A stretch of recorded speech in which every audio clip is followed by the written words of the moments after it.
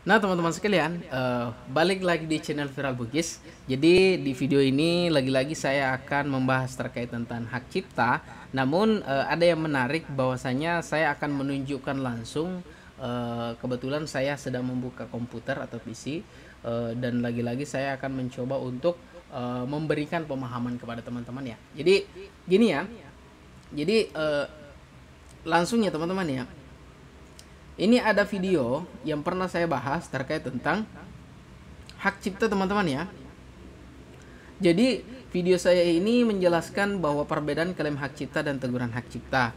Jadi di video ini tentunya di sini sudah dijelaskan secara gamblang, akan tetapi saya akan pandu teman-teman agar lebih memahaminya lebih mendalam ya teman-teman ya.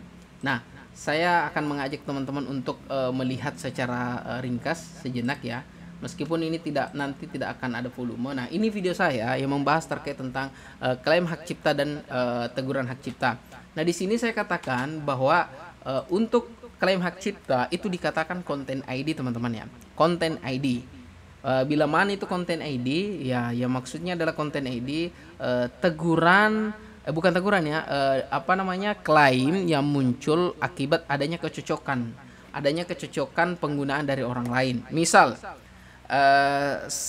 orang A membuat suatu musik dan dia mendaftarkan di agregator atau label musik. Kemudian saya si B mengambil musiknya, mengupload di konten saya meskipun saya melakukan remix DJ, itu muncul kesamaan kecocokan, makanya klaim konten ID. Dan bisa juga terjadi karena adanya unsur cover. Nah, klaim hak cipta ini muncul akibat penggunaan yang semestinya sudah sewajarnya teman-teman ya, semestinya sudah sewajarnya. Jadi manakala misalkan kita mereupload suatu bukan mereupload ya boleh mereupload suatu musik lirik atau mengcover musik, namun itu sudah melakukan proses higienisasi, maka klaim hak cipta itu akan muncul.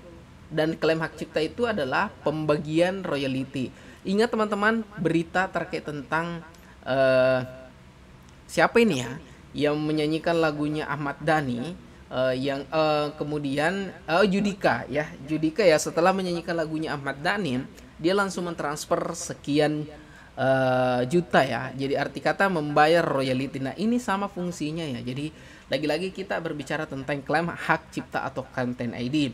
Jadi manakala penggunaannya ini dibolehkan, maka kita hanya terkena konten ID dan penghasilannya itu masuk ke pemilik hak cipta dan ke kita juga. Seperti itu ya. Jadi dibagi pro rata. Pro rata maksudnya apa?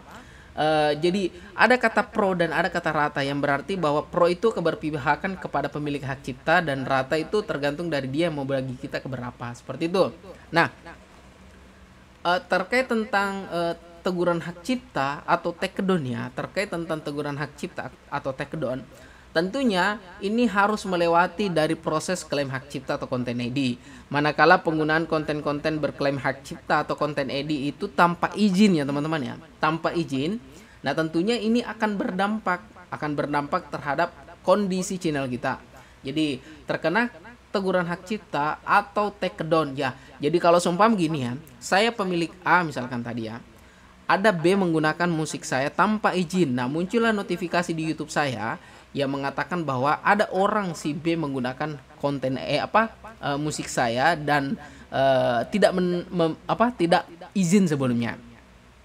Lambat laun saya menunggu sampai beberapa minggu tidak ada iktikat baiknya untuk meminta izin, maka saya bisa mengirimkan dia email atau memberikan teguran langsung di YouTube-nya bahwa channel Anda akan dikenakan teguran hak cipta, dan kemudian ketika ingin diselesaikan maka berhubungan langsung ke saya, maka YouTube itu memfasilitasi tentang itu. Nah, kayak gitu ya.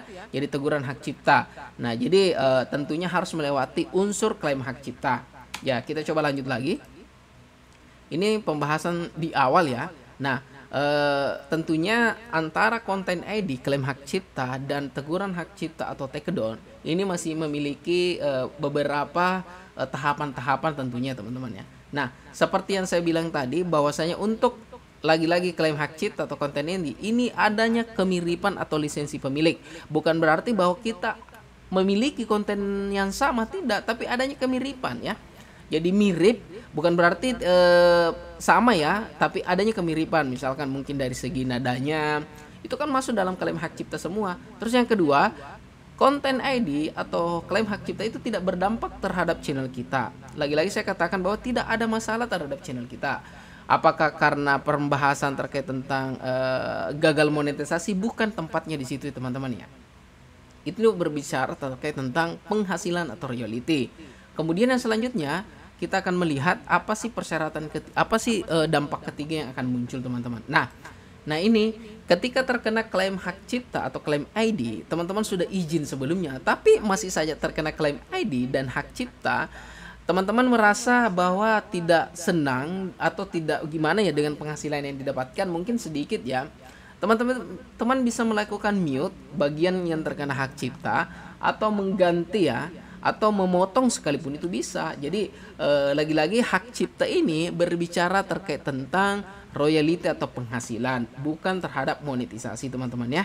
Jadi teman-teman harus pahami. Nah, sedangkan untuk teguran hak cipta atau takedown ya, teguran hak cipta atau takedown ini tentunya teman-teman harus melihat juga di sini ada 3 tahapan juga ya, kalau nggak salah saya pernah bikin.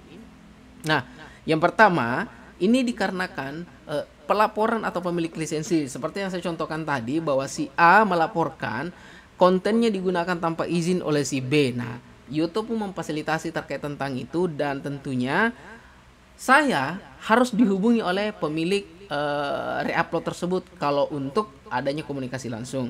Kemudian yang kedua, tidak berdampak ke channel. Nah, ini lagi-lagi tidak berdampak ke channel maksudnya adalah tidak berdampak terhadap ajuan monetisasi ya, tidak berdampak terhadap ajuan monetisasi. Tapi akan berdampak ke channel jika sudah 3 kali berturut-turut dalam periode 90 hari mendapatkan teguran hak cipta, channel tersebut akan langsung dihapus teman-teman ya.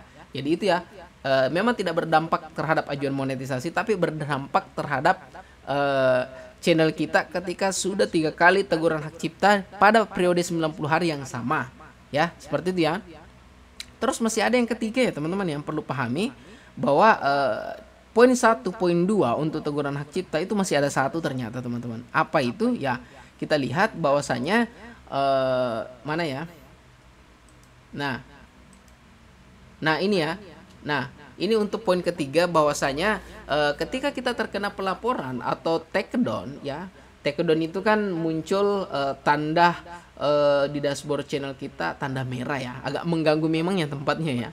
Jadi kita harus memiliki kita harus menghubungi pemilik ya, seperti halnya poin pertama ini yang saya sampaikan tadi, kita harus menghubungi. Nah, jika memang apa yang teman-teman bikin ternyata diklaim sembarang oleh pemilik hak cipta atau penegur, bahwasanya memang ternyata teman-teman yang membikin dari nol dan itu diklaim, teman-teman bisa mengajukan banding. Nah, YouTube di sini juga memfasilitasi terkait tentang banding manakala ada hal-hal yang dianggap tidak benar, yang tentunya akan merugikan dari pihak teman-teman, kayak gitu ya. Nah, jadi yang di atas ini adalah gambaran terkait tentang klaim ID hak cipta, yang di bawah ini adalah gambaran terkait tentang teguran hak cipta. Nah, kita lihat lagi berikutnya, mungkin masih ada ya. Nah, selain daripada itu ada bonus penjelasan ternyata bahwa selain daripada klaim ID hak cipta, kemudian teguran hak cipta, masih ada pelanggaran atau teguran pedoman komunitas yang di dalamnya itu termasuk dalam konten SARA. Konten SARA itu adalah konten penyebaran informasi yang senonoh ya. Kemudian konten pornografi, konten kekerasan, dan konten yang bersifat untuk mempengaruhi atau doktrin.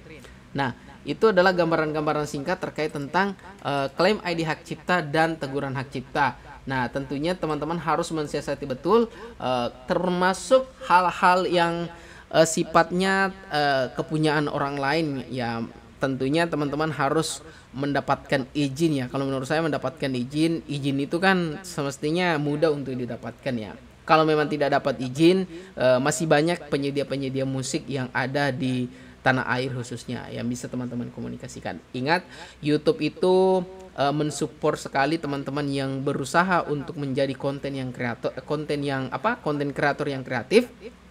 Tapi bukan berarti menjiplak ya, seperti itu. Jadi begitu aja yang mungkin saya bisa sampaikan kepada teman-teman.